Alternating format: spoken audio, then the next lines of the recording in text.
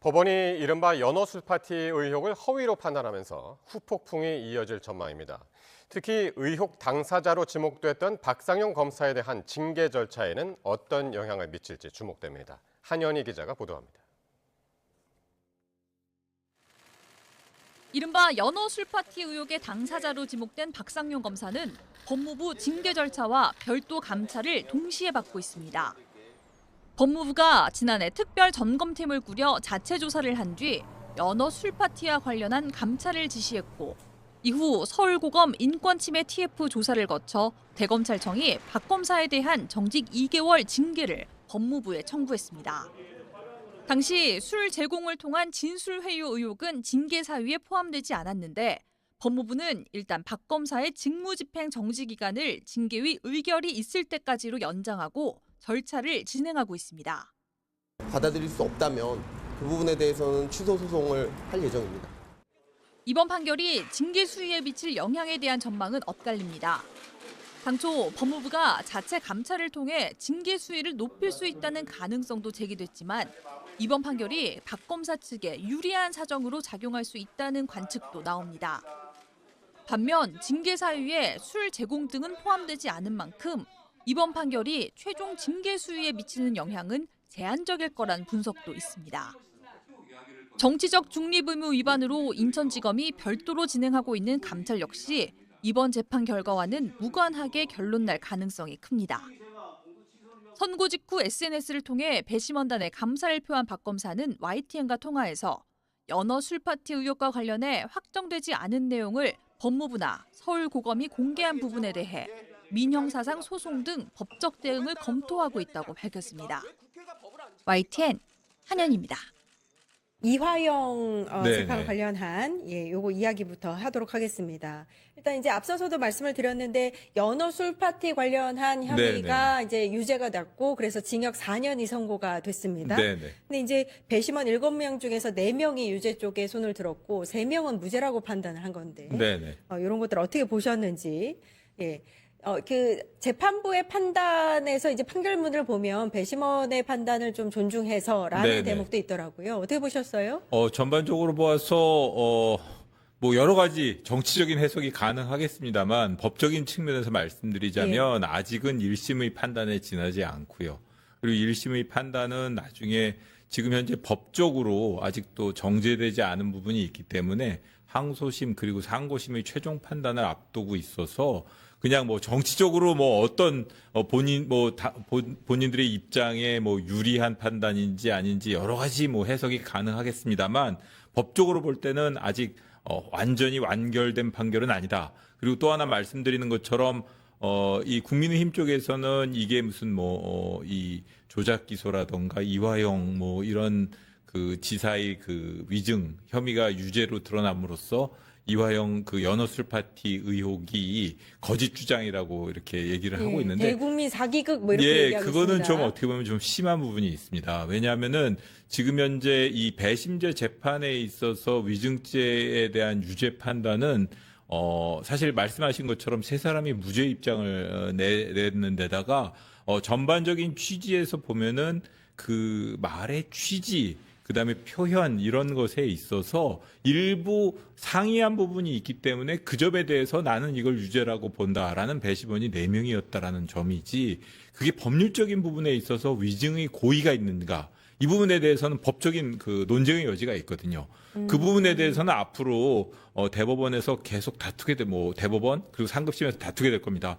예를 들어 하나만 말씀드리자면은 이화영 부지사 같은 경우에는 본인의 증언 내용과 관련해서 거짓말 탐지기 조사에서 진실 반응이 나왔지 않습니까? 그러니까요. 진실 반응이 나왔고 본인은 어찌되었든 간에 본인의 기억을 최선을 다해가지고 본인이 생각하기로는 외부 음식 반입이 있었는데 그걸 연어 술 파티라고 느꼈고 그런 시점이나 장소에 대해서 여러 가지 혼선이 있긴 하지만 본인은 그것이 회의 수단으로 제공되었다라고 확신한다라고 증언을 한 것인데 그 부분에 있어서 이제 그 일시라던가 이런 부분에 있어서 이렇게 좀 변동이 있었고 본인의 그 진술이 이렇게 변화한 것을 놓고 그걸 배심원들 중에 일부는 그것을 위증이라고 보고 일부는 위증이 아니라고 본 것인데 이 부분은 사실 법률가로서 판단하게 된다면 법률가들 역시 이렇게 반반 정도는 갈릴 것 같습니다.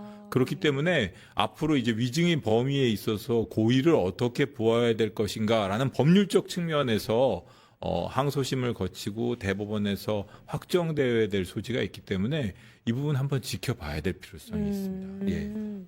그러니까 대법원까지 가야 된다는 말씀을 하셨고 위증이라는 부분에 상당히 강조를 하셨는데 네네. 그러니까 사실 재판부의 유무죄 판단에 있어서 연어 술 파티가 진짜로 있었는지 없었는지보다는 이화영 전 부지사가 이 위증이라는 것을 고의로 했는지 안 했는지 여부에 대해서 좀 더 초점을 맞춰서 갔을 것이고 네네. 재판부가 이 유무죄를 판단하는 데 있어서는 상당히 보수적으로 할 수밖에 없는 여러 가지 지점들이 있었다는 걸 말씀하시는 그렇습니다. 거죠? 그런 예. 점이 있고 또 하나는 제일 중요한 부분은 그 배심원들이 공소권 남용이 아니라고 본 부분에 대해서 예. 법원에서는 일부 그 직권남용 부분에 대해서 그 공소권 남용 그러니까 검찰이 공소 제기를 하는 데 있어서 이 좀 신중함이라던가 뭐 객관성, 균형 감각을 유지했어야 되는데 뭐 그 부분은 또 나중에 자세히 말씀드리겠습니다. 예, 예, 그 예. 부분이 좀 잘못됐다라고 그게 판단한 중요하다는 부분. 말씀이시죠? 그 부분이 중요합니다. 그 말씀이 나왔으니까 그러면 그것부터 한번 짚을 텐데, 그러니까 그 직권 남용 혐의는 2019년에 북한에 묘목하고 어린이들을 위한 밀가루 등을 지원한 네. 그 사업에 대해서 압력을 행사해서 뭐 사업을 지원했다 뭐 네네. 이런 혐의로 검찰이 기소를 했고, 근데 이 부분에 대해서는 만장일치로 배심원이 무죄로 받고 재판부도 그걸 받아들여서 공소를 기각한 거잖아요. 네. 보통은 이 공소 기각되는 일들은 좀 이례적이라고 볼 수밖에 없는데 네네. 그 이제 검사의 공소에 대해서 상당히 질타를 했다, 지적을 했다라고도 볼 수 있는 거잖아요. 그렇죠? 예, 그 부분 관련해 가지고는 사실 그 공소권 남용이라는 개념 자체는 최근에 도입된 것이고 이 검찰이 공소권 그러니까 누군가를 기소하는 데 있어서도 신중함을 기해하고 증거 부분도 판단을 해야 되지만 이것이 누구에게 대한 보복이라던가 예. 혹은 완전히 그 먼지털이식의 수사라던가 혹은 이 사람의 방어권을 침해한다던가 이런 식의 그 좀 비정상적이고 비겁한 방법으로는 행사되어서는 안 된다라는 것이 공소권 남용의 법리입니다. 예. 근데 이번에 그 법원에서는 다른 사건을 기소하면서 이화영 지사를 공범으로 기재를 해서 이미 재판을 해서 유죄 판결을 받은 다음에 이 사건에 추가 기소하는 방식으로 이화영 지사가 도대체 이 방어권 그러니까 본인이 이 공범으로 기소된 사건은 별건 아닙니까? 본인이 방어권을 행사할 수 없고 본인이 그 부분과 무관하다라는 걸 정확하게 주장할 수도 없는 그런 상황에서 다른 사건에서 유죄 판단을 받도록 하고 그걸 근거로 삼아서 기소하는 그런 점은 매우 잘못된 것이다라고 지적을 하고 예. 그 부분에 대해서 공소권 남용 판단을 했다는 점에서 제가 보기에는 나름 의미가 있습니다. 어떻게 보면은 먼지털이식 수사라던가 혹은 뭐 이렇게 좀 한 사람에 대한 표적 수사 이렇게 뭐 완전히 그냥 하나의 범죄 사실조차 남김없이 어떤 식으로든 뭐 이렇게 조그만 범죄 사실이라도 다 갖다 붙여가지고 처벌을 뭐 이렇게 받도록 만드는 그런 검찰의 관행에 대해서 어떻게 보면 경종을 울렸다고 볼 수도 있는 것 같습니다. 네. 그 말씀은 검찰이 그러니까 민주당이 지금 주장하고 있는 뭐 대북 송금 사건이라든지 아무튼 이재명이라는 정적을 죽이기 위해서 매우 무리하게 수사를 하고 기소를 했다, 조작 기소했다 이런 부분에 대해서 일부는 그러면은 이제 법원의 판단을 받았다고도 볼 수 있는 거 아닙니까? 그렇게 볼 수 있습니다. 예. 직접적으로 뭐 이야기는 안 했지만 표적 수사라던가 혹은 먼지털이식 수사 관행에 대해서는 뭔가 좀 개선의 필요성이 있고 그 부분은 검찰에게 주어진 권한을 남용한 것이다라고 법원이 1차적으로 판단을 했습니다. 근데 제가 아까 말씀드린 것처럼 예. 1차적인 판단이고 판단이고. 이것이 대법원에 가서 확정이 된다면 검찰 입장에서는 상당히 당혹스러울 수밖에 없는 공소가 기각됐으니까 이 부분에 대해서는 항소심을 가지 않는 거 아닙니까? 아닙니다. 그 부분 공소 기각이 됐다고는 하지만 예. 다시 검사는 다투는군요. 다시 그 부분에 대해서 다툴 필요가 있고요. 예. 공소 기각이 됐다 하더라도 이게 뭐 충분한 심리가 이루어졌는지 여부에 따라서 1심에서 다시 재판을 해야 되는지 아니면 파기 재판을 할 수 있는지 그 부분이 결정이 될 겁니다. 예, 네. 정치자금법 위반도 한번 봐야 되는데 요건 무죄가 선고가 됐는데 그러니까 이 내용은 2021년 민주당이 대선을 치를 당시에 쌍방울 김성태에게 쪼개기 후원을 요청을 했다. 이 부지사가 이런 내용입니다. 근데 이제 이 부분은 무죄라고 봤어요. 예. 네네. 어떻게 보셨어요? 그 부분과 관련해 가지고는 그런 그 쪼개기 후원과 관련해서 이화영 지사가 그 부분에 관여했다라는 부분에 대한 입증이 부족하다는 예. 겁니다. 예. 그렇기 때문에 그 당연히 김성태라는 사람이 그런 일을 했다 하고 그것이 법적으로 문제가 있다 하더라도 예. 이화영 부지사가 그 일에 대해서 관여를 하고 지시를 하고 뭔가 개입해서 공모하고 알고 있었어야 된다는 점이 입증이 돼야 될 거 아닙니까? 그 부분에 대해서 검찰에서 충분한 입증을 다 하지 못했고 예. 그런 입증이 부족하다는 점에 대해서 사실 그러기 어려운데 만장일치로 결론이 나왔습니다. 그런 점에 그렇군요. 붙여보면은 검찰이 수사가 어떻게 보면 좀 많이 부족했다라는 예. 점에 대해서 판단이 나온 것이라고 볼 수 예. 있습니다. 네. 지금 이화영 전 부지사 측 변호인단은 이제 항소 의사를 즉각적으로 밝혔습니다. 그러니까 이게 첫 번째 연어술 파티 위증 혐의 관련해서는 배심원의 의견이 4대3으로 갈렸고 3명이 또 무죄 의견을 냈기 때문에 싸워볼만 하다라고 보는 것 같고요. 아까 공소 기각된 혐의에 대해서도 그냥 형식적인 기각 대신에 무죄까지 판결을 받겠다라는 그런 전략인 것 같습니다. 가능성이 있다고 보세요? 충분히 특히 그 위증 부분에 대해서는 가능성이 있습니다. 위증 부분과 관련해 가지고는 뭐 사실 그게 저 배심원들을 처음에 배심원 선정 과정에서 정치적인 뭐 이렇게 선입견이라든가 이런 건 최대한 배제하기 위해서 노력은 했겠지만 워낙 이게 지난번 뭐 국조특위라든가 여러 가지 그 뭐 국정감사라든가 이런 데서 그 이슈가 된 적이 있기 때문에 그 배심원들이 완벽하게 편견이나 선입견에서 자유롭진 못했을 겁니다. 그렇기 때문에 어떤 면에서는 이게 그냥 그날 법정에서 제시된 증거만을 가지고 냉정하게 판단했다기보다는 어떤 면에서는 본인들의 선입견이라든가 이런 데 좌지우지될 가능성도 뭐 크진 않겠죠. 배심원들도 아마 성실하게 일을 했을 겁니다. 하지만 그런 점도 고려한다면 그리고 그 위증에 있어서 가장 중요한 거는 위증의 범위거든요. 예. 근데 지금 중요한 것은 본인이 거짓말을 하지 않았다라는 것을 라고 이야기를 하고 그 부분에 대해서 진실 반응이 나왔다는 것은 본인이 고의가 없었다는 것, 본인이 그리고 기억에 따라 진술한 것에 지나지 않는다라는 것에 대한 충분한 입증 자료가 될 수가 있습니다. 거짓말 탐지기 증거조사 결과는 검사의 경우에는 유죄 입증이 자료로 내지 못하지만 피고인의 경우에는 본인이 무죄를 주장하는 그 검사 공소 사실에 대한 탄핵 증거로 충분히 사용할 수 있습니다. 그렇기 때문에 그런 점도 뭐 아마 성실하게 항소심에서 다툰다면 변호인으로서는 뭐 좋은 결과를 얻을 거라고 생각하고 항소하는 게 당연할 겁니다. 이번 거짓말 탐지기 그 조사가 그냥 보통은 공소를 유지하고 있는 그 지검에서 하는 게 일반적인데 이번에는 서울고검에서 가서 직접적으로 이 거짓말 탐지기 조사를 좀 더 깊이 있게 다뤘다고 하더라고요. 그러니까 시간에 걸쳐서 했다고 하던데 이게 이제 재판부가 이걸 증거물로 채택하지 않은 이유가 있나요? 보통 채택을 안 하나요? 보통의 경우에는 이제 거짓말 탐지기 경우에는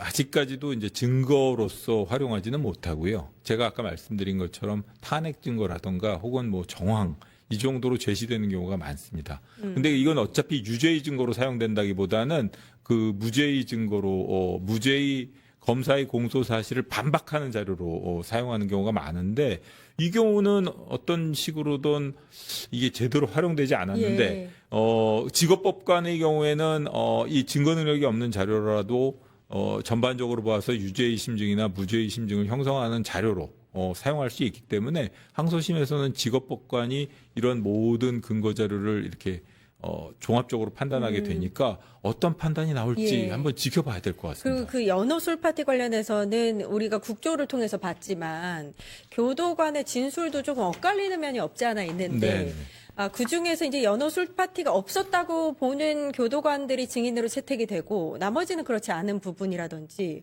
뭐 이런 것도 사실 항소심에서는 좀 다시 증인으로 불러서 이야기를 듣는다든지 해야 되지 않을까 싶은데. 그 부분은 이제 검찰 측이라든가 혹은 뭐 변호인 측에서 증거 신청을 해가지고 다툴 문제인 것 같고요.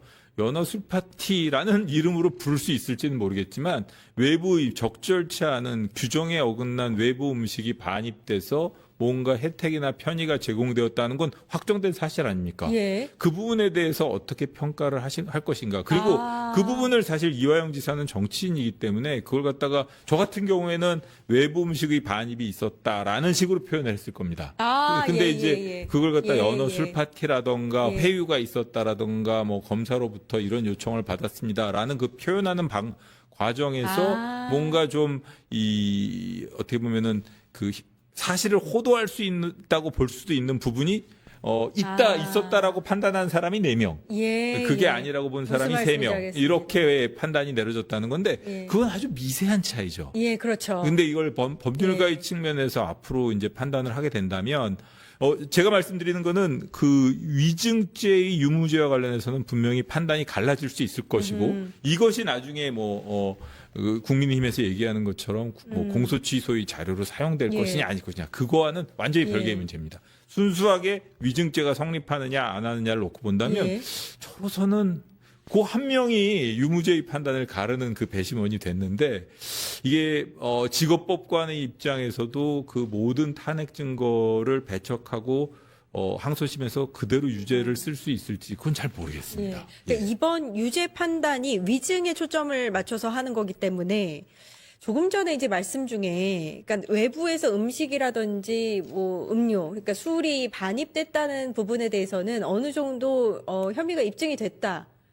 그 부분에 대해서는 사실관계가 이미 드러났죠. 사실관계가 그러니까, 드러났다. 외부 음식이 반입됐지 않습니까? 예. 외부 음식이 반입됐고 연어가 반입됐고 그걸 바라보는 시각이 예를 들어 그 검찰 측 입장에서는 그거는 뭐 그래 반입한 건 맞다. 하지만 모든 뭐 주말이었고 내 돈으로 산 것이고 그 음식을 반입한 것이 아무 문제가 없다라는 것이고 그다음에 이화영 지사 측 입장에서는 그렇게 연어도 주고 뭐 여러 가지 외부 음식까지 반입해 가면서 진술을 회유하려고 들었고 그런 점에 비춰서 부적절하다라고 네, 네, 이렇게 네. 주장하는 것이고 알겠습니다. 그게 충돌하는 부분이라고 할 수 있겠죠. 이걸 여쭤보는 이유가 이게 이제 박상용 검사에 대한 징계와도 관련이 있기 때문입니다.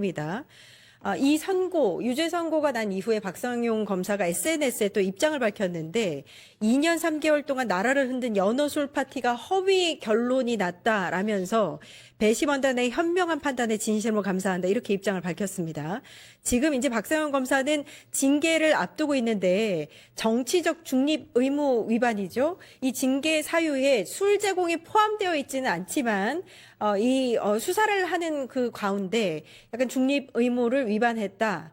맞지 않는 상황이 있었다. 뭐 이런 것들이 이제 포함되어 있기 때문에 이 징계에 영향을 미칠 거라고 봐야 되는 건지 재판 결과는 무관할 거라고 봐야 되는 건지 어떻게 보세요? 저는 결론적으로 말해가지고 징계에 영향을 미칠 수 없다고 보여지고 징계에 영향을 미쳐서도 안 된다라고 생각합니다. 예. 그리고 기본적으로 뭐 박상현 검사의 말에 따르면 연어술 파티가 허위 결론이 났다라고 본인이 그러니까요. SNS에 밝혔다는 예. 것인데 그렇게 표현한다면은 연어술 파티라고 명명한 사람이나 연어술 파티가 허위로 결론이 났다라고 얘기하는 것과 하등의 차이가 없는 거겠죠. 분명한 거는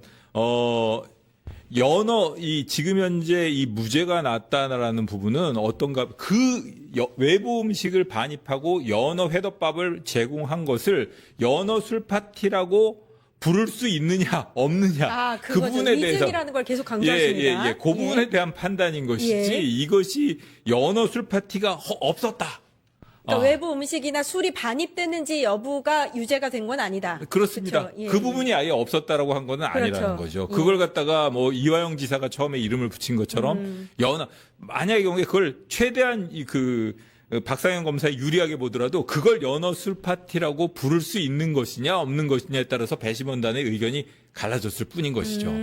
좀 그렇게 봐야 될 것 같습니다. 그리고 이거를 뭐 중요한 것은 그리고 징계 사유 말씀하셨는데 징계 사유와 관련해서 중요한 것은 변호인에게 전화를 걸어서 전화가 있었습니다. 그런 예. 식으로 수사를 하는 것이 과연 합당한지 예. 그리고 또 하나는 본인이 억울한 사정이 있다 하더라도 그것을 SNS라던가 혹은 뭐 여러 가지 그 특정 정당의 이렇게 만든 그 장소에 나가가지고 정치적 견해를 내세운다던가 혹은 증언 거부 있지 않습니까?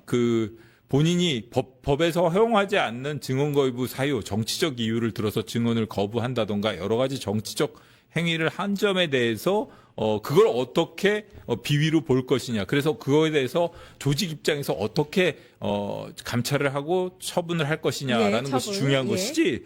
이거는 제가 보기에는 본인이 얘기하는 것처럼 이 뭐 연어술 파티 허위 결론이 났다. 뭐 이런 식으로 아주 확장해서 해석해야 할 예. 문제는 아닌 것 같습니다. 예. 오히려 이 술 제공 관련해서는 징계 사유에 포함되지 않았습니다. 이화영 측 변호인과 전화를 해서 누구를 공범으로 만들고 뭐 이런 부분들을 미리 이렇게 서로 입을 맞추고 이런 부분들이 녹취로 나왔기 때문에 징계를 받았던 거고, 정직 2개월 징계 청구를 받은 상태에 지금 인천지검이 감찰을 별도로 벌이고 있습니다. 박상현 검사가 한 언론과 통화를 했는데 여기서 뭐라고 하냐면, 연어 술파티 의혹 관련해서 확정되지도 않은 내용을 법무부와 서울고검이 공개를 했다. 이 부분에 대해서는 민형사상으로 소송을 걸어서 법적으로 대응하겠다, 이렇게 나왔거든요. 가능하다고 보세요? 뭐 소송을 제기하는 거야 뭐 본인이 자유니까 그건 예. 가능할 것 같은데, 법무부나 서울고검은 어떤 면에서는 그 상황에서 여러 가지 국민적 의혹이 있는 상황에서 뭐 의도적으로 누구의 명예를 훼손하기 위해서 뭐 잘못된 사실을 막 이렇게 확정되지 않은 사실을 공표했다기보다는 예. 본인들이 지금까지 그 조사된 조사라든가 진상 확인 내용을 외부적으로 공식적으로, 그것도 뭐 슬쩍 흘리거나 뭐 이런 식이 아니라 공식적으로 외부에 발표한 것이라면, 제가 보기에는 아무리 법적인 책임을 주장한다 하더라도 법무부나 서울고검이 그 부분에 대해서 법적 책임을 질 이유는 없어 보입니다. 예. 일각에서는 이번 이화영 전 부지사의 유죄 판결로 민주당이 추진하고 있던 조작기소 특검이 동력을 잃는 거 아니냐, 이런 얘기도 나오고 있는데, 오늘 보니까 관련 특위 소속의 몇몇 의원들이 국회에서 기자회견을 열고 정치검찰의 조작수사, 조작기소가 다 드러났다. 결과는 유죄지만 실질은 무죄다, 이렇게 밝혔습니다. 그러니까 조작기소 특검을 계속해서 추진을 하겠다라고 밝힌 건데요.